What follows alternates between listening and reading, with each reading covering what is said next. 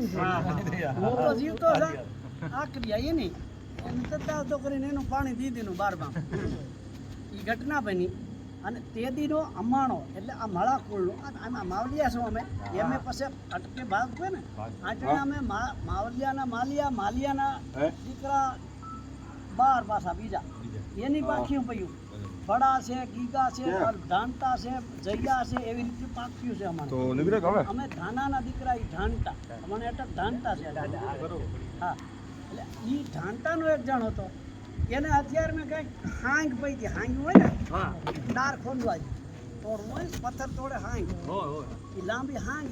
એ હાંગ હાથમાં આવી લીધી આમે કોઈ ઝાટકીને ઝાપટી ને તે અહીં હોહરવી કાઢી નાખી એટલે માથે છેલ્લે બુડી સુધી વહી ગઈ હોહરવી ગઈ નરાને અને એ કવિ જેમ આ કવિની વાત આપણે કરતા કવિની છે ને કડે એને વાસા ફૂટી